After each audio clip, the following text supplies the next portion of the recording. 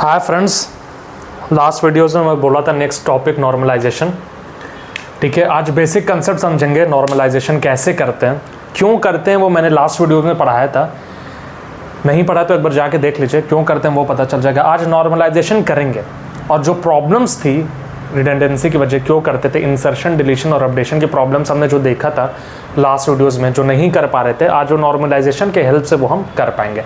ठीक है, सबसे पहले हमने देखा था जो रिडंडेंसी थी उसकी वजह से प्रॉब्लम आ रही थी। एक ये रिडंडेंसी थी, एक ये रिडंडेंसी थी। प्रॉब्लम क्या आ रही थी? सबसे पहले अपडेशन की प्रॉब्लम आ रही थी। अगर मुझे HOD के डिपार्टमेंट के हेड ऑफ डिपार्टमेंट के नेम को चेंज करना था, अगर हम एक जगह चेंज कर रहे हैं तो हमें इधर भी चेंज करना पड़ेगा, इधर भी चेंज करना पड़ेगा, इधर 3 जगह चेंज करना पड़ेगा। अगर ऐसी टपल्स और रिकॉर्ड्स 1000 टाइम है तो डेटाबेस एडमिनिस्ट्रेटर को बैठ के 1000 टाइम HOD के नेम को चेंज करना पड़ेगा। और गलती से मान लीजिए यहाँ पे चेंज कर दिया BCD, यहाँ पे भी चेंज कर दिया BCD और यहाँ पे चेंज करना भूल गया, तो क्या होगा? इनकन्सिस्टेंसी आ जाएगी। क्यों आ जाएगी? क्योंकि एक जगह डिपार्टमेंट ID मैथ्स के डिपार्टमेंट के HOD 2 जगह BCD है और एक जगह ABC है। ये सब प्रॉब्लम्स आती हैं, इनकन्सिस्टेंसी की प्रॉब्लम आ जाएगी। क्यों आएगी? रिडंडेंसी की वजह से। तो हमें एक ऐसा टेबल बनाना है जहाँ पे रिडंडेंसी ना हो। विदाउट रिडंडेंसी हमें टेबल बनाना है। कैसे बनाएंगे? नॉर्मलाइज करके। नॉर्मलाइजेशन का मतलब होता है डिकम्पोजिशन। डिकम्पोजिशन मतलब ब्रेक करेंगे हम टेबल को जहाँ से रिडंडेंसी हट जाए। जब रिडंडेंसी हटेगी तो ऑलरेडी क्या होगा? हमारे पास जो प्रॉब्लम्स थी, एनोमलीज थी, वो हमें ख़त्म हो जाएगी। तो नॉर्मलाइजेशन कैसे करते हैं? बहुत टाइप ऑफ नॉर्मलाइज फॉर्म होता है किसी टेबल का। 1NF, 2NF, 3NF, BCNF, उसके बाद आता है 4NF एंड 5NF। ठीक है, आगे पढ़ेंगे हम कौन सा टेबल 1NF में है तो उसको डिकम्पोज करो, ब्रेक करो। 2NF में, 2NF में तो ब्रेक करो, 1NF में तो ब्रेक करके उसको BCNF तक ले जाओ। ठीक है, यहाँ पे हम बेसिक कंसेप्ट समझेंगे कैसे ब्रेक करते हैं और रिडंडेंसी हम कैसे हटाते हैं। ये चीज़ रिडंडेंट है और ये, तो इसको ब्रेक कर देंगे। नॉर्मलाइजेशन मतलब ब्रेक कर देंगे। एक टेबल बनाएंगे स्टूडेंट ID, नेम, एज और डिपार्टमेंट ID का। ठीक है, यहाँ पे क्या है? 1 2 3 4 5 6।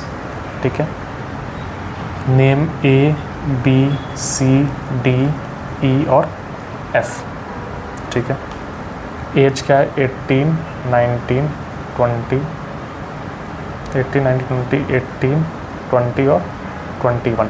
डिपार्टमेंट ID क्या है?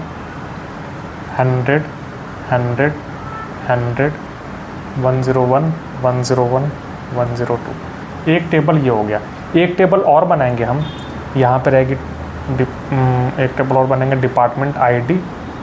ठीक है, डिपार्टमेंट नेम और हेड ऑफ डिपार्टमेंट का एक टेबल बनाएंगे। तो यहाँ क्या आ जाएगा? 100 101 और 102। 100 में क्या रहेगा? मैथ्स, 101 में रहेगा केमिस्ट्री और 102 में बायो। यहाँ रहेगा ABC, यहाँ पर रहेगा MNO और यहाँ पर रहेगा GHI। हम इस टेबल को 2 टेबल में ब्रेक कर दिए। एक टेबल में हमें इंफॉर्मेशन है सिर्फ और सिर्फ स्टूडेंट की। ठीक है, सिर्फ और सिर्फ स्टूडेंट की। दूसरे टेबल में हमें इंफॉर्मेशन है सिर्फ और सिर्फ डिपार्टमेंट की। तो टेबल का यही कंसेप्ट होता है कि एक टेबल को जनरली एक आइडिया रिप्रेजेंट करना चाहिए और दूसरी टेबल को डिफरेंट आइडिया।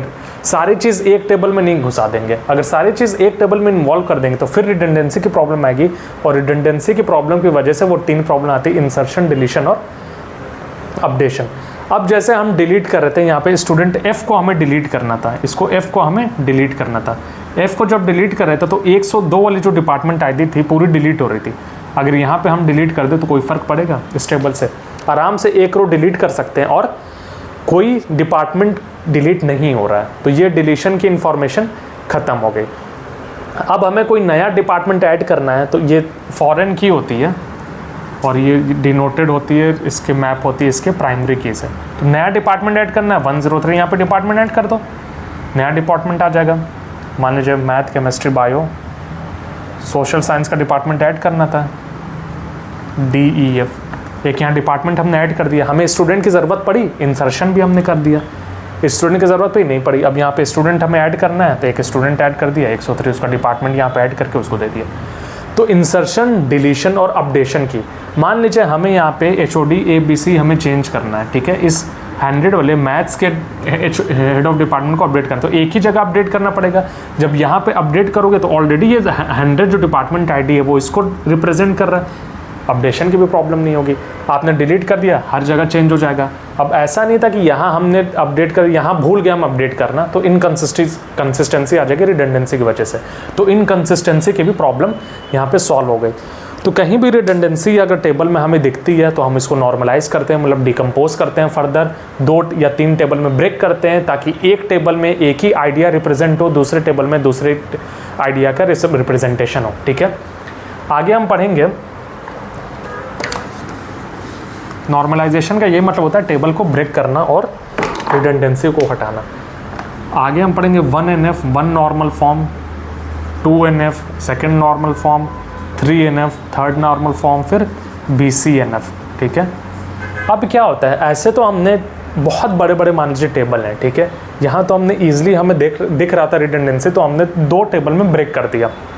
मान लीजिए बहुत कॉम्प्लेक्स है, तो इसको ब्रेक कैसे करते हैं, इसको ब्रेक करते हैं फंक्शनल डिपेंडेंसीज से, हेल्प से, फंक्शनल डिपेंडेंसीज। फंक्शनल डिपेंडेंसीज के हेल्प से, जो हमने पढ़ा है पुराने वीडियोस में कैंडिडेट की फंक्शनल डिपेंडेंसीज, क्लोजर सेट कैसे निकालते हैं, क्लोजर सेट के बाद कैंडिडेट की निकालते हैं, बहुत ज़्यादा इंपॉर्टेंट होगा। With the help of functional dependencies we will decompose a table from 1NF 2NF 3NF BCNF।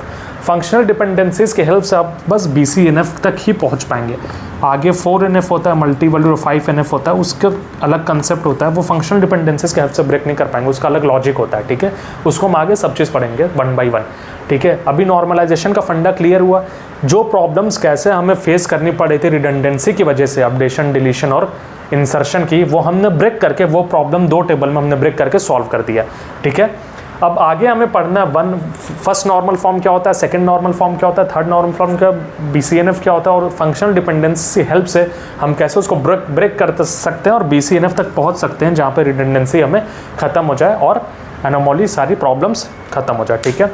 Next video में स्टार्ट करेंगे first NF, second NF, 3NF, धीरे धीरे उसके बाद, ठीक है, फिर BCNF तक पहुंचेंगे with the help of functional dependencies कैसे ब्रेक करते हैं, ठीक है। तो मिलते हैं नेक्स्ट वीडियोज़ में और स्टार्ट करेंगे first normal form, second normal form, third normal form, okay.